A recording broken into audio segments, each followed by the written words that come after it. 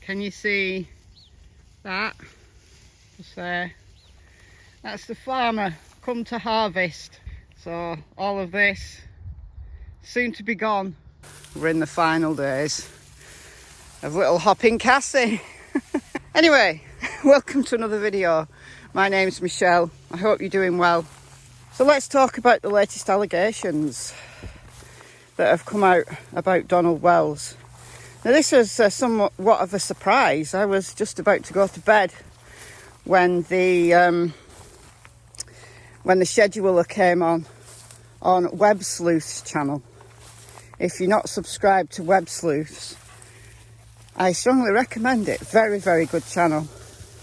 And this scheduler came on and I thought, I've got to stay up now.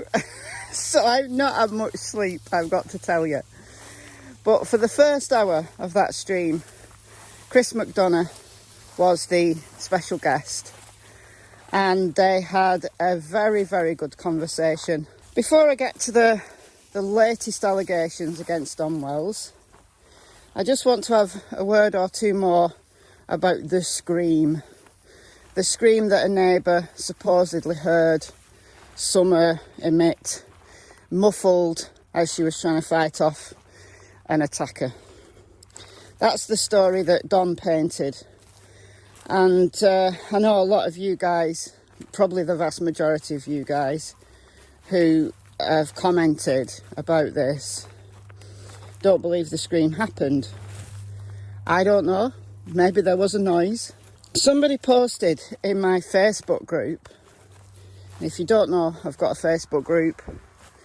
The link to it is in the description box, so feel free to join. They posted a screenshot from another group.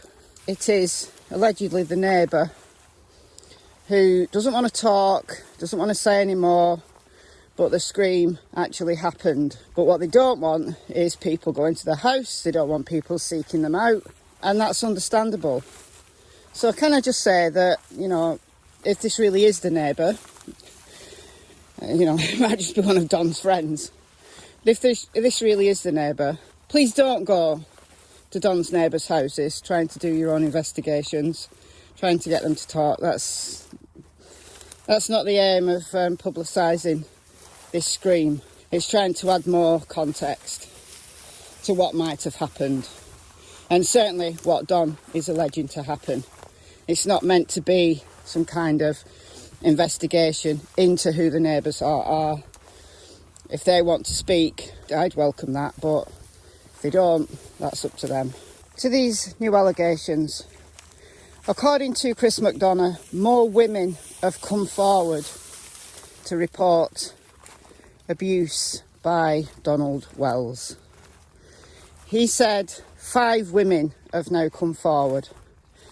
I don't know whether that's including Jeannie, the absolutely fantastic, brave stepsister of Donald, who we heard on the interview room with Chris McDonough on Sunday evening, and whether that also includes Trish, her daughter, who she claims Donald tried to assault her. I don't know whether these 5 women include those 2, so if it does, then it'll be 3 additional victims have come forward, alleged victims have come forward. I don't know whether we're going to hear from them. I don't know any details about them. I don't know whether they're members of Donald's family.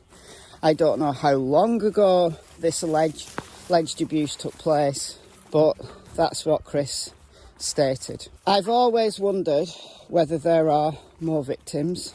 For somebody to start an abusive pattern so early in life, it would be incredibly unusual given the length of time it occurred. It wasn't just, you know, teenagers playing around, so to speak. You know, listening to Jeannie, this was full on, chronic, consistent abuse over a number of years. And given the victim was so young and he was so much older, I would be very surprised if that pattern of abuse, that liking for abuse as a perpetrator, ended there when Donald was 19. It's not impossible, but Donald has not seen the error of his ways. The way he talks about Jeannie now, saying, you know, she instigated it, she's just as guilty. He hasn't learned. He isn't truly remorseful. He isn't truly sorry. So it leads me to think, and I've thought for a long time, but I haven't voiced it, that there are going to be more victims. Because people have said, well, you know, this was, with Jeannie, this was 37 years ago, a long, long, long time ago. Surely this is nothing to do with his relationship with Summer. That might well be the case. But what Chris went on to talk about is what I've kind of tried to say and tried to distinguish. The search for Summer and the search to understand what happened to Summer is its own entity. But now these allegations have come forward from Jeannie, such powerful, powerful testimony that Donald has admitted to, that Chris McDonough has got on tape. This is now a different case. And Chris likened it to two trains. You've got the one train, the one locomotive, you know, powering along. And that is Summer's case that the TBI leading the investigation into. But a second train has joined on a parallel line, but it's a different line. And that is now Jeannie's case. And potentially we are going to see more lines, more trains, because there's more victims. And each one of those will need an investigation in its own right. The question is, are those trains related? The search for Summer has powered off this first train, but it's led to a can of worms opening and Donald's secret life being revealed that maybe Candice was aware of, or maybe she wasn't. Maybe she wasn't. I don't know. I can't answer that. Only Candice knows the answer to that question. Did Grandma know? Again, we don't know. But we know Grandma's brother is incarcerated. Older brother is incarcerated for abuses against children. Now, that's nothing to do with Summer at all. He's incarcerated. But what it does do is give a small indicator into the life of Grandma and Grandma's family. I've talked about the Bly-Hera family in previous video. But it gives us some context. If abuse has been normalised, either domestic abuse or SA has been normalised within the Hara family, as it seems to have done in the Wells family, then it's easier for them to condone Donald's past behaviour and say, look, it was in the past. And maybe they've known about that all along. Or maybe they haven't, but, you know, Grandma's done one, but Candice is still with Don. They're not getting on now, according to Donald. It's common for families where a child has gone missing or a child has been killed by homicide to actually split up, because the grief is so profound, the stresses are so great that it tears a family apart and partners split up. So it could simply be that, the stresses of all of this, or it could be to do with all of these victims that are coming forward.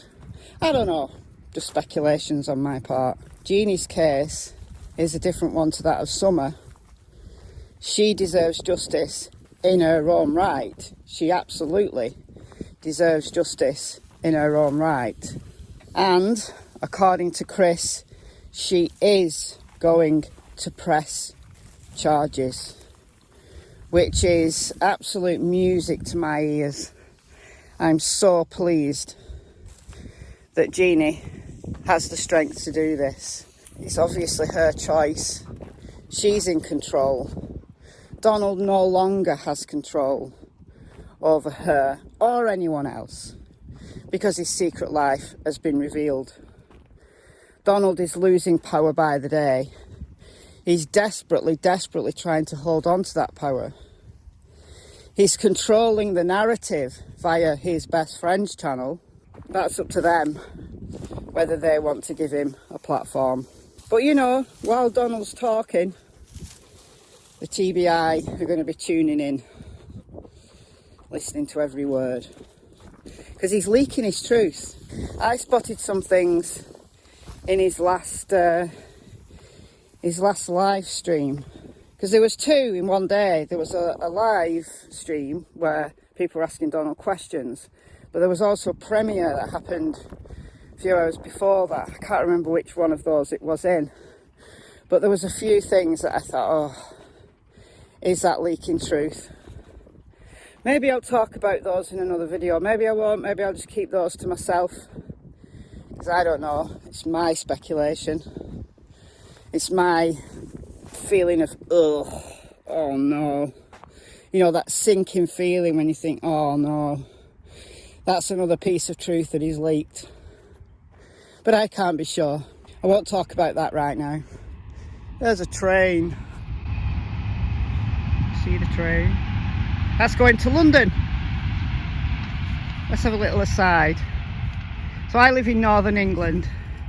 This is the train line here, focus, is the West Coast Main Line. So if you go about 200 miles south in that direction, you come to London, capital city of England. About 100 miles in that direction, just under maybe, you reach the Scottish border of Scotland. Another 100 miles or so after that, you get to Edinburgh, the capital city of Scotland. That's where this line ends. But if you get on another train, you can get all the way up to the Scottish Highlands, where there is a species of poisonous snake. Segue into lots of people saying, Michelle, aren't you scared of snakes? I'm not scared of snakes. There's no snakes in here. If there are, they're very, very harmless. Apparently we do have grass snakes in this area, but I've never ever seen one. Never in all my life. Never seen one in the wild.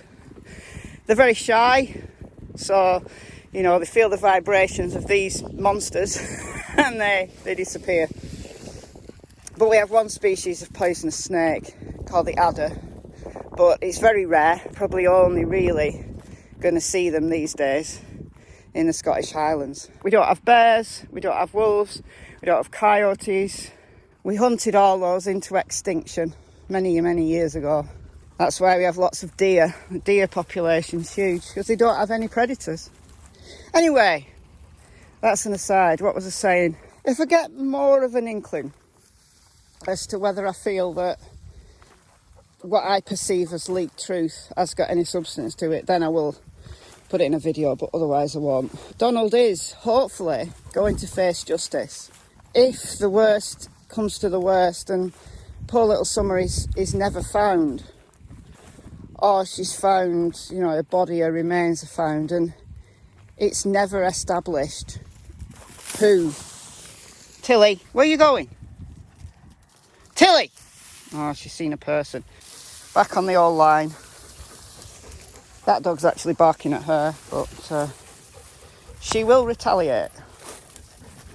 She's friendly, she's bouncy, but she's big, and she intimidates little dogs. She's not intimidated. She just does her own thing. Come on, you.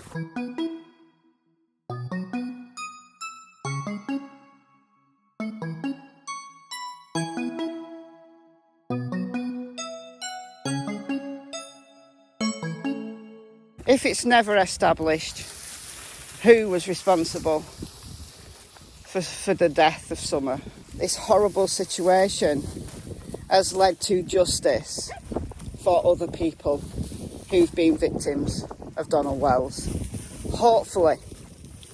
And in revealing Donald's secret life, his power to hurt anyone else in the future has gone. And the people who are giving him a platform saying, this is just for summer, this is just for summer, even if he has nothing to do with the disappearance of summer, why are you giving him control of the narrative over summer, but also over the other horrible things he's done?